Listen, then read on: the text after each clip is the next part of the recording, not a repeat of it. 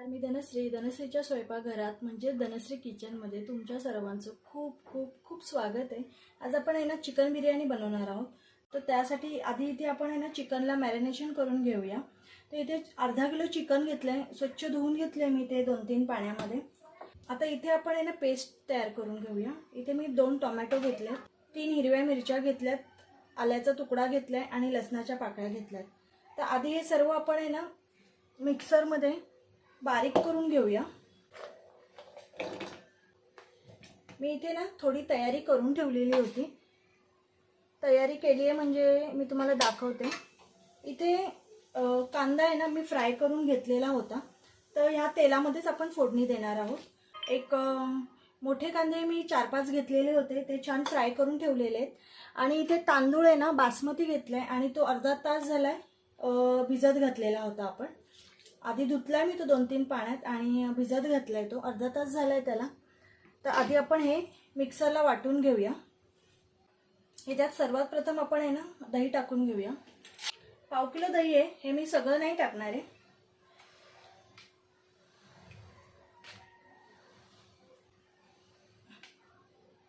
तीन चमचे मी इथे दही टाकलेलं आहे। आणि इथे ना ही क्रीम आहे, म्हणजे मी विकतची आणलेली नाहीये, आपण मला दुधाची साय काढतो ना तीच आहे। ही ना छान फेटून घ्यायची आहे। फेटली ही क्रीम मी, आता ही टाकून घेऊया। आता इथे आपण आहे ना मसाले टाकून घेऊया। इथे 1 चमचा हळद टाकणार आहे, ही धना पावडर आहे, ही 1 चमचा टाकूया। तसे जिरा पावडर आहे, गरम करून मी बारीक केलेलं जिरा आहे, ही 1 चमचा टाकली आहे। हिंग आहे, 1 पाव चमचा टाकला मी। हे ना वेलची पावडर आहे, अगदी पाव चमचा टाकायची। त्याचबरोबर इथे 1 पाव चमचा दालचिनी पावडर आहे, ही टाकूया। इथे 1 चमचा ना चिकन मसाला घेतलेला आहे मी। तर इथे 1 ते 1.5 चमचा ना काश्मीरी लाल पावडर आहे, ही टाकून घेऊया। 1.5 चमचा टाकली आहे मी। लिंबू आहे अर्धा, हा पिळते।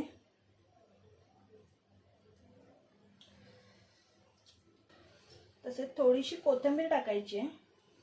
आणि इथे पुदिना घेतलाय मी। पुदिना माझ्याकडे थोडासा होता म्हणून मी सगळाच टाकून घेते। आणि इथे 1 चमचा कसुरी मेथी आहे, ही पण छान बारीक करून घेते मी। आता इथे अर्धा चमचा बडीशोपची पावडर आहे, ही टाकूया। आणि हा जो आपण कांदा भाजून घेतलेला आहे ना, हा टाकून घ्यायचा आहे। थोडा टाकताना ना असा क्रश करायचा आहे।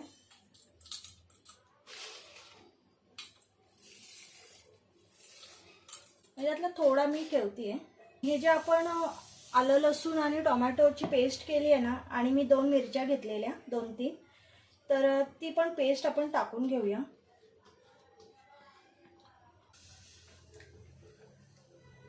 हे मी हातानेच काढून घेतले, कारण हे ना हातानेच कालवायचं आहे। हाताने कालवलेलं ना खूप छान मिक्स होतं।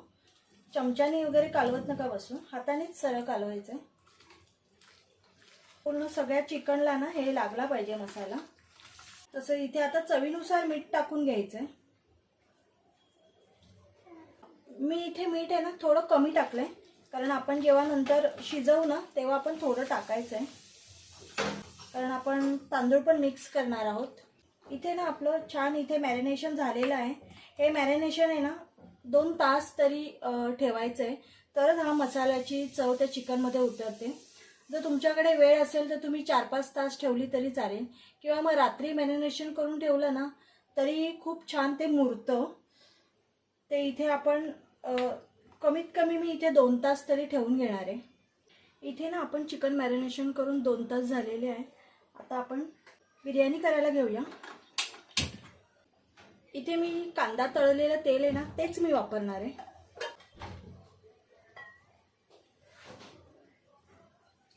इथे ना मी 1.5 पळी तेल टाकलेलं आहे। मॅरिनेशन आहे ना हे आपण तेल तापलंय, ह्याच्यात टाकून घेऊया। आता ह्याच्यात आहे ना इथे मी 1 मोठा बटाटा घेतलाय आणि मोठे मोठे काप केलेत, त्याचे ऑप्शनल आहे पण छान लागतं।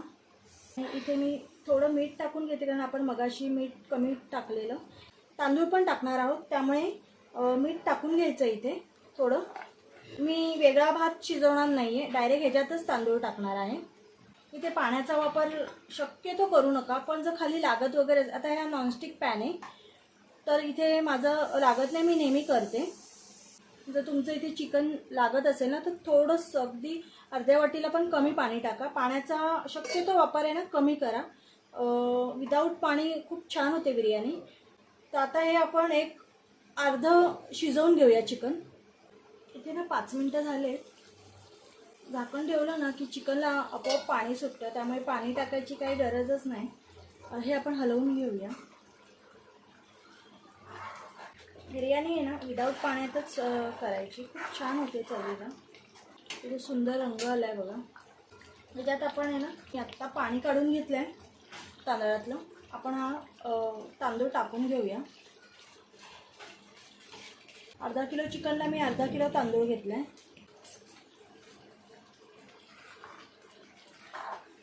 इथे मी तांदूळ आहे ना छान मिक्स करून घेतला आहे. ह्याच्यावर पुन्हा झाकण ठेवून वाफवून देऊया. ह्याच्यावर वाफ जाऊ नये म्हणून काहीतरी तुम्ही इथे जाड ठेवू शकता, कारण माझ्या झाकणाच्या इथून आहे ना थोडी थोडी वाफ जाते. तर आपण हे ठेवून घेऊया. किंवा मग तुमच्याकडे कणिक वगैरे असेल ना, आता मी कणिक मळलेलं नाही आहे तर ते इथे साईडनी ठेवलं ना तरीसुद्धा वाफेने छान शिजतं चिकन. आणि एक 5-7 मिनटं झाली ना तर चेक करा, जर खाली लागत असेल तर थोडं हलवून घ्या. ते ना 10 मिनटं झालेली आहेत. आपण बघूया. हलक्या हाताने हलवून घ्यायचं आहे.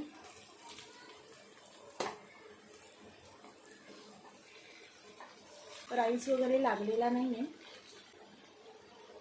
चिकन इथे चांगलं शिजलं आहे. अगदी एक 5 मिनटं आपण फक्त आता ठेवून घेऊया. हे बघा, हाडापासून हे असं वेगळं झालेलं आहे. बटाटा पण छान शिजला आहे.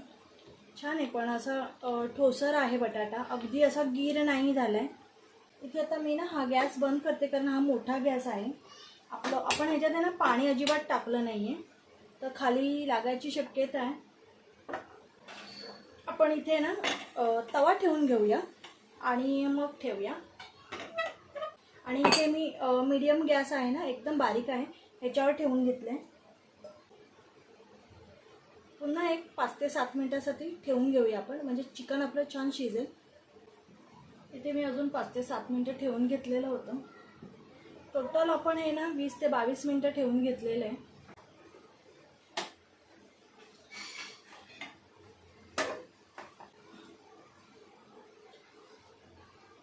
ते राईस पण आहे ना खूप छान शिजला आहे आपला, आणि चिकन पण खूप छान शिजलं आहे. बघू शकता, छान मस्त शिजलं आहे ते.